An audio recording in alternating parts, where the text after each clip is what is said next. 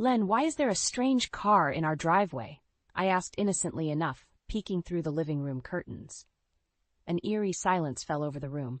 Len didn't respond, his face frozen like a deer caught in headlights. "Well?" I pressed, my heartbeat quickening. "Who does that blue Honda belong to?" Len cleared his throat, shifting uncomfortably in his recliner. Must belong to one of the neighbors. You know how people park wherever around here." I furrowed my brow, not buying his excuse for a second, but it's pulled up right against the garage door, and I could have sworn I heard voices coming from the shed. Pushing himself up with a grunt, Len waved his hand dismissively. "You're hearing things, dear. I'm going to run some errands. We're out of milk and... Marching towards the back door, I cut him off. "Not so fast, mister. We're getting to the bottom of this right now." I flung open the door and stepped outside, the hot summer sun beating down. Len reluctantly followed behind as I made a beeline for the shed, steeling myself for what I might find. With a trembling hand, I pulled open the shed door. The sight before me sucked the wind right from my lungs. There she was, a young, attractive woman, frantically pulling her dress back on as she sat on an overturned bucket, her makeup smeared and hair disheveled. A visceral cry escaped my lips as the reality smashed into me like a freight train. My husband of 22 years, the man I thought I knew inside and out, was having an affair. "Marla, I can explain," Len sputtered, rushing over with panic in his eyes. I recoiled from his touch, feeling as though I didn't recognize this man anymore. "Save your lies. How long has this been going on? Who is she?" The woman hurriedly gathered her belongings, the tears flowing freely now. "I'm so sorry. This is all my fault," she babbled as she rushed out of the shed, heading straight for her car. "Hey, we're not done here," I shouted after her retreating figure. But it was no use. She peeled out of the driveway in a cloud of dust and squealing tires, leaving me alone with the man I once trusted above all else. Len slumped against the shed and slowly sank to the ground, burying his face in his hands. "Please, let me try to make this right. Kara meant nothing. It was just a stupid fling." "A fling?" I spat, feeling the bile rise in the back of my throat. "We're supposed to be partners, for better or worse. But you've made a mockery of the most sacred vow two people can make. How could you do this to me? To us?" Len opened his mouth to respond, but I held up a hand, silencing him. I couldn't stand to hear any more lies and half-truths at that moment. With tears stinging my eyes, I turned and headed back towards the house, feeling like I didn't recognize this man or my life at all anymore. My world had fallen apart in an instant, and the reality, as ugly and painful as it was, finally came into focus. The sparkling veil of my marriage had been violently ripped away. The life I thought I had was nothing more than a carefully orchestrated illusion. I spent that night lying awake, my mind spinning with a million thoughts as the devastating scene replayed over and over. How could Len, the supposed love of my life, do something so despicable? So cruel? As the sun peeked through the curtains the next morning, I turned to look at the empty space on the other side of the bed. Len hadn't come home after storming out of the house the previous day. Truthfully, I wasn't sure I even wanted him back. My head throbbing, I forced myself up and padded into the kitchen, hoping a strong cup of coffee might snap me out of this waking nightmare. The house felt eerily quiet without Len's usual whistling and humming as he got ready for work. I don't know why I allowed myself to be blindsided like this. Looking back, the signs were all there. I just didn't want to see them. Len's little work dinners that kept getting later and later. The excessive spending and shopping trips he tried to hide. Those work conferences in different cities every few months where he traveled alone. I felt like such a fool for buying into the facade, for believing the lies and half-truths he so expertly fed me for who knows how long. Len Thomas, respected insurance agent, doting father, all-around family man. What a joke that turned out to be. As I took my first tentative sip of coffee, the front door burst open. "Speak of the devil." "Morning, honey," Len hollered in an overly chipper tone as he strolled inside, not a care in the world. There he plopped a paper bag from the bakery on the counter and leaned in to give me a peck on the cheek. Recoiling, I nearly spilled my coffee all over him. "Get away from me, you lying snake. Did you really think everything would just blow over after yesterday?" Len took a step back, hands raised in mock surrender. Hey, I said I was sorry. What happened with Kara was a stupid mistake. It didn't mean anything, I swear. I slammed my mug down, sloshing the steaming liquid over the rim. Didn't mean anything? You were carrying on an affair behind my back, Len. Not to mention blowing through our life savings on God knows what else with your constant business trips. He shifted uncomfortably, his bravado faltering for just a moment before the callous mask slipped back into place. Look, I earned that money, so I can spend it however I damn well please. Unbelievable. My blood boiled over as the sheer depth of his narcissism and entitlement hit me. In that moment, it finally became clear this man only cared about himself. He had no concept of respect, loyalty, or commitment. Get out, I growled, fighting back hot tears of anger and humiliation. I couldn't stand to look at him a second longer. Take your syrupy apologies and go straight to hell. Len opened his mouth to respond, but seemed to think better of it. With a huff, he snatched up his bakery bag and stormed back towards the front door. You'll be hearing from my lawyer, you ungrateful bitch, he shouted over his shoulder on the way out. As the door slammed behind him, the dam finally broke. I slumped against the kitchen counter, sobbing as reality came crashing down in waves. Not only was my marriage over after more than 2 decades, but the man I loved never truly existed. It was all an intricately woven web of lies. In the days and weeks after Len's explosive exit, I found myself slowly unraveling the tangled web of lies he had craftily spun over the years. What began as an isolated incident of infidelity quickly revealed itself to be just the tip of a much larger, more disturbing iceberg. First, there were the money issues. I pored over our bank statements and credit card bills, feeling my anger flare with each new piece of damning evidence. Months of unexplained cash withdrawals and charges at high-end hotels in cities I'd never stepped foot in. Thousands of dollars funneled into an offshore account I never knew existed. Len had been systematically draining our life savings to fund his indulgent double life on the side, all while spinning me fairy tales about the money going towards investments and financial planning for our future. My future certainly didn't include becoming a depressed, penniless divorcee at 45. But as appalling as the fiscal betrayal was, it paled in comparison to what I uncovered next. Proof that Kara from the shed incident was just the beginning of Len's womanizing ways. Stuffed away in his closet, buried under a pile of tacky tourist t-shirts, was a veritable Pandora's box of sordid evidence. Love letters and raunchy photos from at least 3 other mistresses I could identify by name. Crudely scribbled phone numbers and salacious details on scraps of paper. Transcripts of messaging apps brimming with explicit exchanges. It made me physically ill to think of how long this repugnant double life had been going on behind my back. The worst part? Mixed among the unsettling artifacts were photos of our son Evan at various ages, baseball games, prom night, his high school graduation. It was as though Len was using memories of his own child to try and paper over the cracks of his infidelity and lies. As enraged as I felt, there was also a sickening undercurrent of pity for Evan. My innocent little boy, who idolized his father, had been so calculatingly manipulated by his own flesh and blood. I steeled my resolve knowing I had to make things right, no matter how difficult or messy it would get. The floodgates of fury truly opened when I discovered Len had been sleeping with one of his co-workers at the insurance agency, Beth Kingsley. Thanks to a fortuitous Vegas trip with the workwives a few years back, I knew Beth all too well as the bubbly, sweet-seeming mom of 3 who fawned all over Len at every office party. Now, I had transcripts explicitly detailing their torrid sexcapades, hotel room trysts, flirty messages, and lurid recaps of their insatiable lust and passion for each other. Worst of all, there was clear evidence Beth had gotten pregnant with Len's child and terminated it in secret to avoid scrutiny and complications. That was the final straw. I had to take action, not just for myself, but for all the other spurned souls damaged by Len's detestable actions. He needed to face true consequences for his reprehensible behavior, not just get shuffled off to his next willing victim. I was through being the naive, demure little wife who turned a blind eye to preserve the fantasy of marital bliss. It was time for Len Thomas to reap what he'd sown.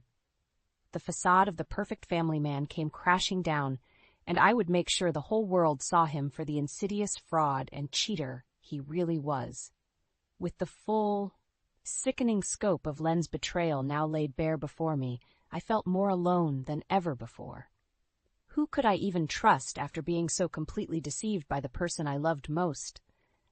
I thought about reaching out to my own family for support, but quickly dismissed the idea. My parents were traditional types, the sort who would sooner bury the ugly truth than face it head-on. They'd just tell me to keep quiet, go to counseling, and plaster on a happy face like a good wife. No thank you. As for Len's relatives, I could already hear the dismissive squawks of his overbearing mother, insisting her precious Lenny Bear could do no wrong and that I simply didn't understand the stresses he was under. I didn't need that kind of warped enabling and victim-blaming. So I turned to the only person I knew I could trust implicitly, an old college friend named Claire. Though we'd drifted apart over the years, raising families of our own, Claire and I could always shoot straight with each other. She'd been my maid of honor and staunchest supporter when I got married. Now it was my turn to lean on her strength.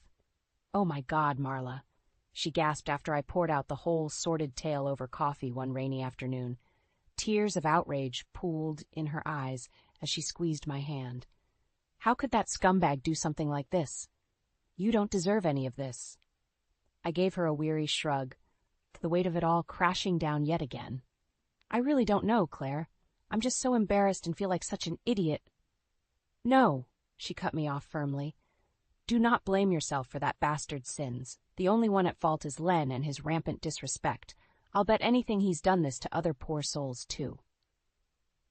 My eyes went wide as the light bulb flickered on.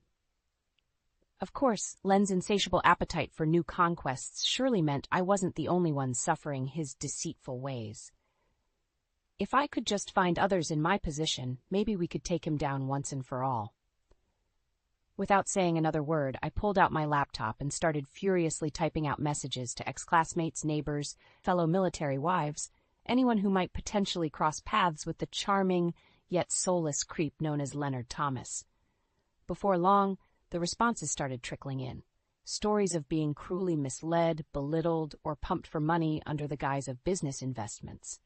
Some brave women even laid bare their most intimate violations at Len's calloused hands. It made me sick, but also strengthened my resolve for justice tenfold. "You see what a cesspool we've stumbled onto?" I murmured grimly at Claire as we read each new confession. "That sick, twisted man has left a wake of broken lives in his path." Claire pursed her lips, eyes narrowed with fierce determination. "No more. We're going to stop this once and for all." Within days, the trickle had become a flood of outrage and anguish from women near and far, all united by the same experience of being cruelly manipulated by Len Thomas. We formed a network, sharing evidence and stories, building an unshakable case that would ultimately prove Len's guilt beyond any doubt. For the first time in forever, I didn't feel so alone and powerless in the face of such devastating betrayal. As I looked around our ragtag band of survivors, I saw the flickers of hope and resilience igniting within each woman's eyes. We weren't just victims anymore. We were the agents of Len's ultimate reckoning and undoing. And we would have our furious revenge. Our motley crew of wronged women gathered in Claire's basement one chilly autumn evening, the fire crackling as we nursed glasses of red wine and plotted our next moves. "We've got the evidence," Claire stated, her voice steely with determination. "Bank statements, phone records, testimonies, the whole 9 yards of sickening proof against Len and his escapades." Murmurs of assent rippled through the group. A few women shifted uncomfortably on the well-worn couches, haunted looks clouding their eyes. We'd all shared our shocking tales over the past weeks, each seeming more depraved than the last. But how can we make sure he actually faces real consequences this time? Tara, one of the younger members, spoke up hesitantly. She twisted a friendship bracelet around her wrist, a nervous tic I'd noticed whenever she recounted Len's salacious sexual coercion. What's to stop him from just moving on to the next town and starting over like none of this ever happened? A heavy silence fell over the room as we all considered the harsh truth of her words. Len was an expert linguist, fluent in lies, manipulation, and deceit. He could easily slither his way out of any corner we boxed him into, unless we went for the jugular. "We hit him where it hurts most," I said, gripping the arms of my chair. His money, his career, his precious reputation in this community he's toyed with for decades. Nods and murmurs of approval met my suggestion. I could see the fire sparking behind each woman's eyes, burning away the cobwebs of doubt and insecurity that had kept us entangled in Len's web for far too long. We take all our evidence, every incriminating letter, photo, and illicit recording of his misdeeds, and we plaster it on the front pages. We shove it in the faces of his bosses at the insurance firm, his co-workers, our friends and neighbors. We make sure no one in this town can turn a blind eye to the abhorrent reality of who Len Thomas truly is.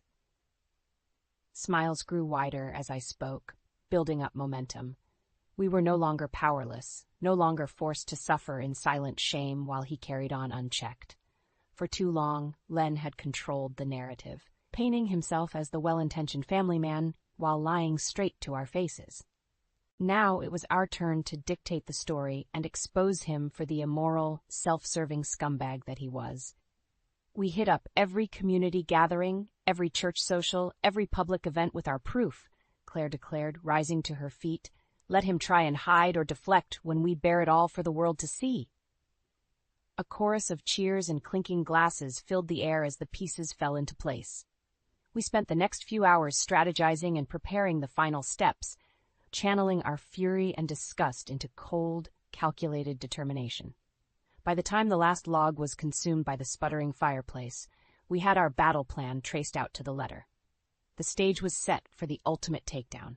There would be no more second chances, no more benefit of the doubt for Len Thomas. He'd created this grotesque reality through deeds, lies, and callous disregard for anyone's well-being but his own.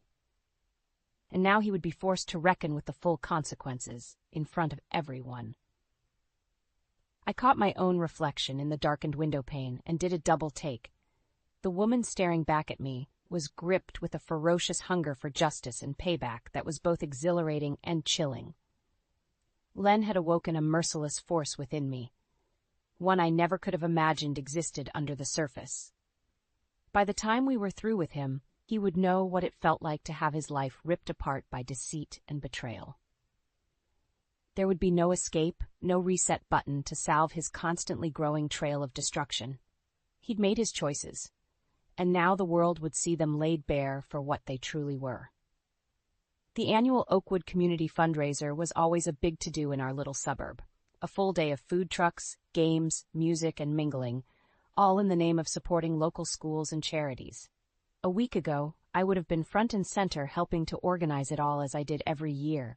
But today, my sole focus was ensuring Len's reckoning played out on the biggest stage possible in front of everyone he'd spent decades deceiving. "Are you ladies ready?" Claire asked in a low voice as we clustered behind the main pavilion, sending a final flurry of messages on our phones. "This is our one shot to pull this off." I took a deep, steadying breath, looking around at the determined faces surrounding me. Pamela, a lawyer's wife who loaned us the projector we'd be using. Kendall, who printed out hundreds of flyers outlining the ugly particulars of Len's transgressions. Jessica, whose tech expertise would ensure our video evidence played without a hitch. We were a united front, an army of the wronged who had been pushed too far, trampled on by one man's bottomless pit of narcissism and infidelity.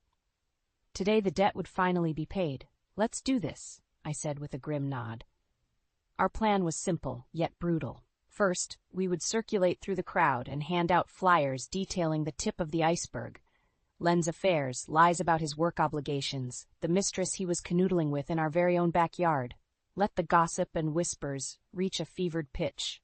Then, once enough eyes were focused on the main stage, we'd hijack the AV setup under the guise of an important community safety message and unload the full bombshell.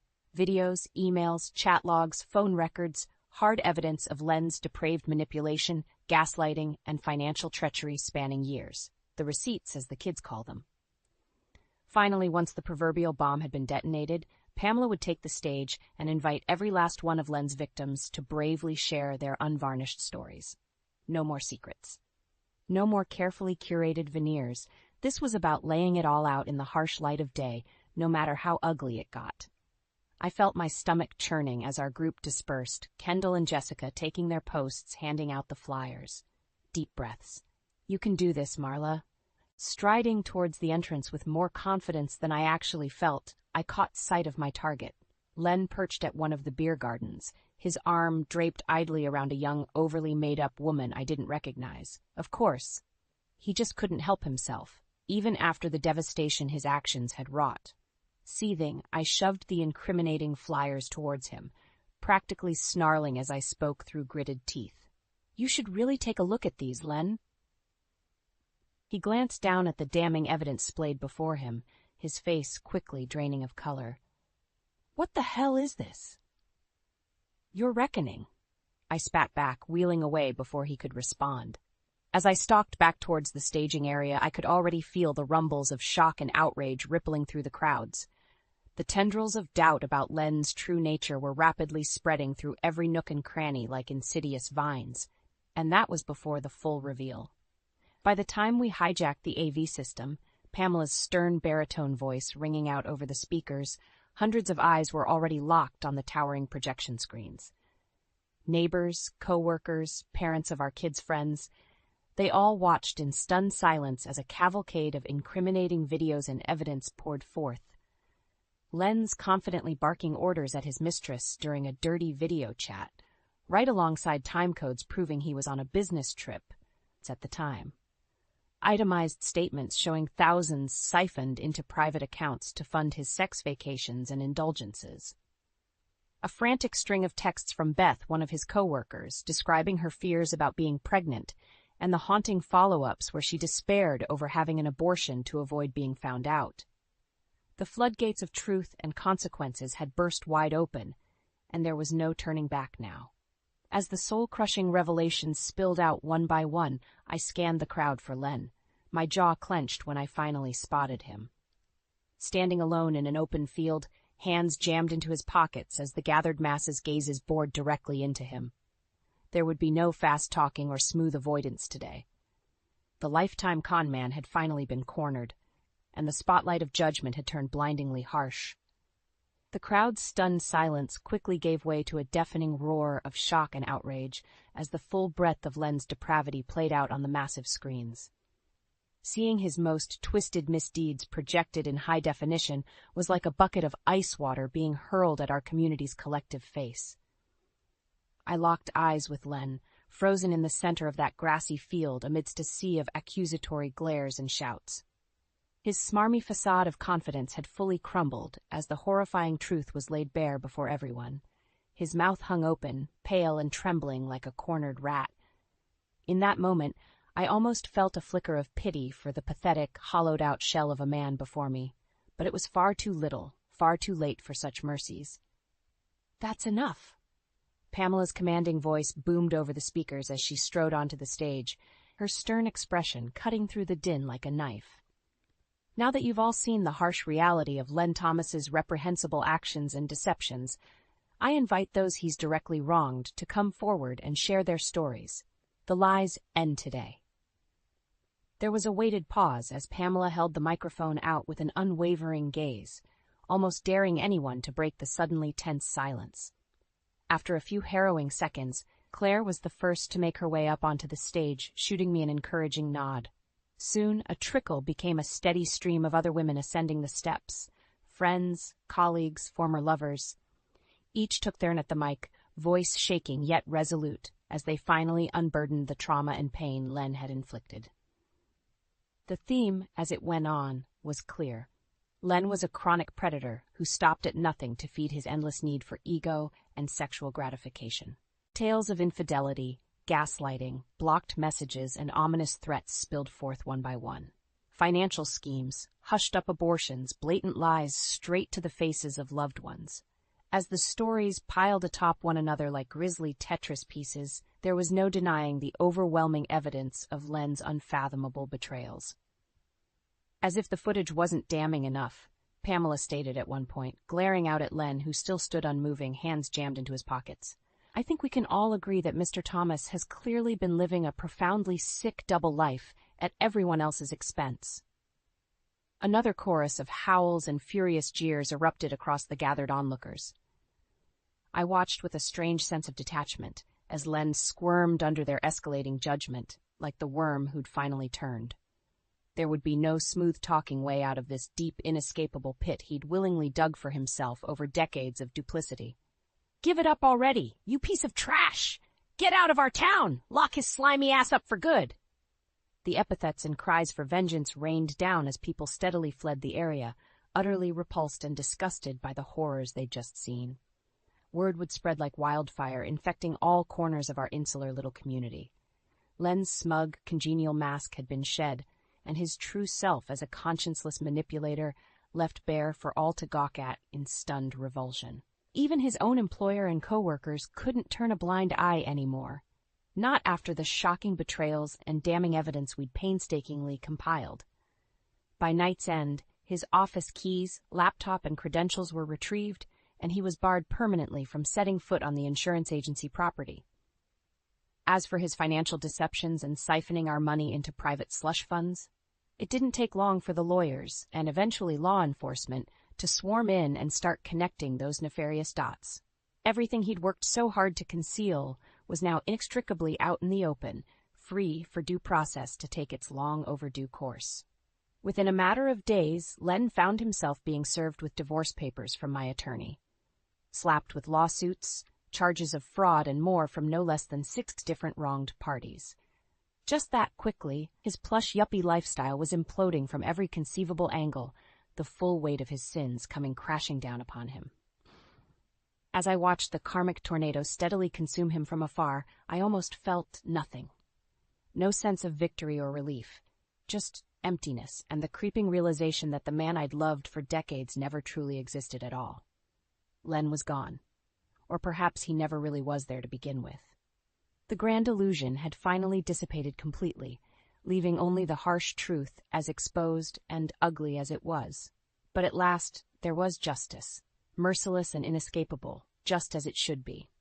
In the weeks and months following Len's cataclysmic downfall, I found myself adrift, grappling with waves of anger, sadness, relief, and emptiness, all washing over me. 45 years old, newly divorced, with hardly a nest egg to my name, thanks to his financial treachery. How does someone even begin to rebuild their life from such smoldering wreckage? I thought about moving away, putting the devastation of our hometown in the rearview forever. But fleeing wouldn't solve anything. As my new friends helped me realize, true healing could only begin once I confronted the innermost demons and fears that Len had exploited all those years. It started small, reaching out to a therapist who specialized in recovering from narcissistic abuse, leaning on Claire and the other women whose solidarity and friendship had become a lifeline throughout my darkest hours.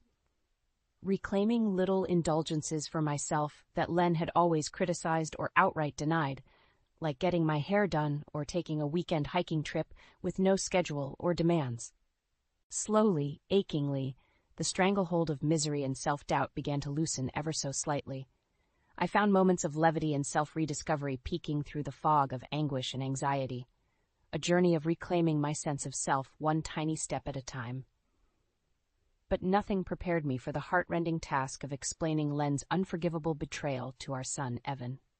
The boy, now a grown man of 21 studying at State, had always idolized his father, despite his frequent absences and emotional distance. My heart broke into pieces watching the light of hero worship flicker and die behind his eyes, his shoulders sagging from the weight of 1,000 disillusioning realizations.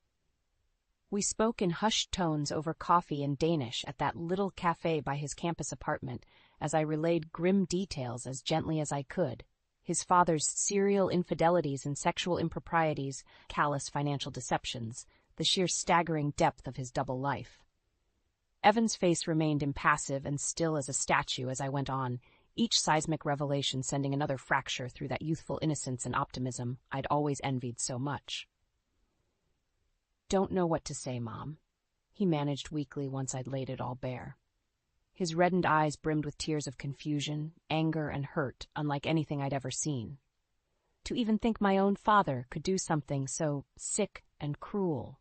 Reaching across the table, I gave his hand a firm squeeze, believing in my bones that stark, unvarnished honesty was the only way forward from such a catastrophe. "I know, sweetie, and I'm so sorry you've been put through this nightmare, too. Your dad, he was a fundamentally broken person, ruled by his own selfishness. You're one of his victims just as much as me or anyone else." My heart clenched as Evan's lower lip began to tremble, his stoic facade crumbling as hot tears cut tracks down his cheeks. I quickly pulled him into a fierce embrace, cradling his tall frame as sobs racked his body. Not the strong, confident young man laughing at dumb memes just weeks earlier, but a wounded child grappling with the cruel reality that the man he looked up to most was a hollow fraud who valued nobody's life but his own. As I gently rocked him, rubbing soothing circles on his back, I doubled down on my vow from that first fateful day to fiercely protect my son from the caustic emotional poison Len had injected into our family unit. If it took years of dedicated therapy or professional guidance to undo that insidious damage, so be it. No more half-truths or papering over the ugliness to preserve messed-up notions of keeping a happy facade. Evan and I would confront and process every ounce of Len's depravity and betrayal head-on, no matter how painful, until we regained the unshakable bond of trust and support he'd so callously violated with his deceptions. As the now familiar pangs of fury mixed with heartbreak flowed through me again, I gently extricated myself and looked my son squarely in the eyes, cupping his face in my hands. "I promise you, Evan, we're going to get through this together and come out stronger on the other side. That man's evil will not define who we are or how we move forward from here." His brow knit with resolution. He gave a slow but emphatic nod. "You're right, Mom. We'll heal. Just don't ever shut me out again, okay? I need you now more than ever." I pulled him into another fierce hug, feeling more reinvigorated and purposeful than I had in forever, as the first crucial steps of our new beginning started to come into focus, a path by uncompromising truth, no matter how ugly or painful, fully peeling away Len's insidious mask and banishing its withering stain once and for all. A righteous cleansing, not just vengeance for vengeance's sake, but purposeful self-preservation and reclamation of our autonomy. With Evan by my side, I knew our journey would be long and arduous, but no longer would we compromise what was right in the face of such sickening depravities.